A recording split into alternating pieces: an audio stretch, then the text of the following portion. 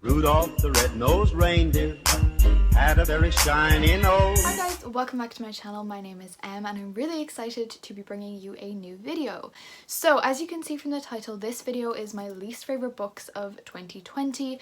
This should have been an easy list to make, but it was actually quite difficult because it's a little fun fact about me. If I'm not enjoying a book, I don't finish it, I don't read it, I put it down. For some reason, I always forget to track the books that I don't finish. So I've made this list as much as I can. Some of them I have finished and didn't enjoy. The others I just didn't finish. A couple of them I've also given away the copies. Again, I don't really tend to hold on to books that I didn't enjoy or have no intent on reading again or coming back to, so I give those away. So yeah, without further ado, let's get into it. So first up on the list we have Everything I Never Told You by Celeste Ng. This is like a literary fiction about this family whose eldest daughter has died and gone missing, and it's basically them putting together the pieces of what happened. All of the characters in here are so unlikable. The story was dragging. There was no plot. It infuriated me to see how the parents' favoritism of children, which was very, very blatant, affected those children's lives, and it genuinely upset me. But I didn't really enjoy it. For the length that it was, it took me an unbelievable amount of time to read. The one thing that I did enjoy about this book is that I buddy read it with Jamie from Jamie Alicia, who used to be Leo Reed's, and she was my idol, so I mean, that was kind of a bonus for me, but that is about the only thing that I enjoyed about this reading experience. Okay, the next one I don't have the copy of, but it is Frankly in Love. I really didn't like this book. Again, I didn't finish it. I got until like halfway through and I just didn't really like it. It was very cliche. Contemporaries usually aren't my thing, but there have been a few that I have read that I have enjoyed, so it isn't just the fact that I don't like any contemporaries, but I could predict the entire plot line from the first page. Okay, the next one is a book that I didn't love but I didn't hate. I think one of the only reasons that I liked it was because it was a fast read, and it is Run Rebel by Manjeet Mann.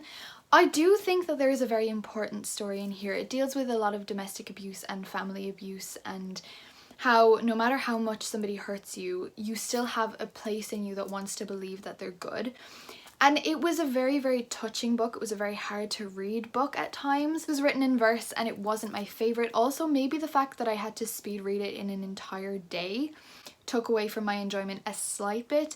But I mean, it wasn't a bad book and the story was very, very promising, but I just don't think it was executed perfectly. The next one is actually a really, really disappointing one, and it is Lilac Girls by Martha Hall Kelly. This is a World War II historical fiction, and this was the first ever historical fiction book that I didn't like. I, again, DNF'd this book halfway through to page 209, and I just couldn't continue. There are so many different POVs in this book. There's so many different characters that you're following their life, and a lot of them are very unlikable. Of course, the things that are happening in this book are very, very upsetting, of course. But I don't know what it was about this book that I just really, really didn't like and couldn't push myself to finish it. I mean, I wanted to like it. I've never DNF'd a historical fiction before because even if the writing isn't amazing, I always find that the story pushes through. But for me, this story just didn't push through, and I really didn't care about any of these characters at all. And this was, as I said, for a book club pick, and so many of the people in the book club also thought the same. So I don't know what it is about this book. I genuinely can't pinpoint it. If you've read it and felt the same, let me know down below. Okay, the next one is Circle of Shadows by Evelyn Skye. This was actually a really, really disappointing read for me. I thought I was going to love this. On paper, it is absolutely everything that I want in a fantasy book. It's a friends to lovers. It's a complex magic system. It's these kids taking down the patriarchy. But it was just so bad. And I don't know how to describe it other than that. It was just, it fell so flat for me. I think I gave this one like 2.5 stars. And the fact that I finished it made me think that maybe the ending is going to sweep me off my feet and just completely change my mind about the whole book. But again, there was just something that I didn't like. Again, the next one is a little bit of a controversial one because I know it's so many people's favourite series and book, but it was Cinder by Marissa Meyer.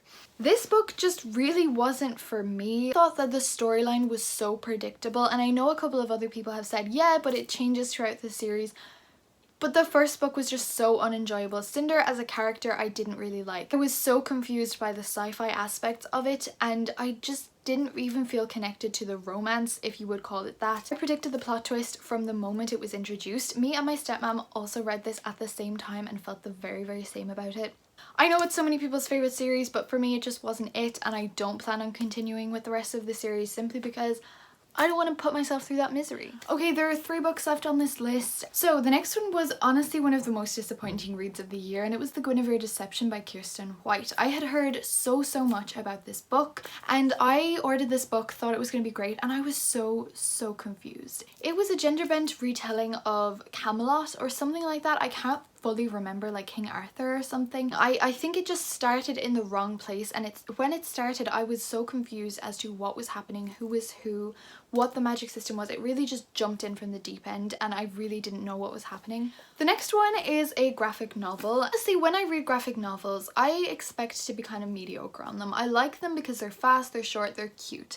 But I dislike them because you don't get a full story, you don't get a full character arc, you don't get all of this amazing things that are in a full-length novel. This graphic novel that I read, I think the week before Halloween, took the biscuit and just was dreadful. This book confused me so much. It genuinely felt like a fever dream. It started out with these group of boys who were low-key bullying the others, which was not what I expected. And then these 2 guys go off on this adventure and meet like this bear that talks, and they get cooked in a stew, and I wanted to like it so bad because it looks really cute and I liked the art style, but as I was reading this I was literally having an internal panic attack because it was making me so stressed as to what would happen, because I genuinely had no clue what was going on the entire time. Hey, I'm gonna save the worst for last because this is my most hated book of the year, of ever, I think, and it was The Mercies by Kieran Millwood Hargrave. This is a book that I had such high expectations for. I loved The Deathless Girls by Kieran Millwood Hargrave. I absolutely loved it. I saw some people raving about The Mercies, so I bought it. Let me tell you, if that was not the worst book I've ever read in my entire life, I don't want to know what is. I made it halfway through and genuinely couldn't cope. It was the worst thing ever. It was about this town, 1600s or 1400s, I don't know. It was back in the days. And in this town there was like this ferocious storm that killed all of the men, so there's only women left in this village. Then years later, like, people come in and start suspecting these women of witchcraft. They think that the women did it, but it is genuinely, like, that premise sounds interesting. A society without men sounds bliss, but no, it wasn't. I can't even bear to think about this book right now because it was that bad and I just really didn't enjoy it. Okay guys, that is it for this video. I hope you enjoyed me talking about my least favorite books of the year. I read, I think, 100 and something books this year, which is the most I've ever read in my entire lifetime. Again, if you enjoyed some of these books, don't take offense. It is nothing personal. It is just a personal opinion that I didn't enjoy these books. Totally fine if you did.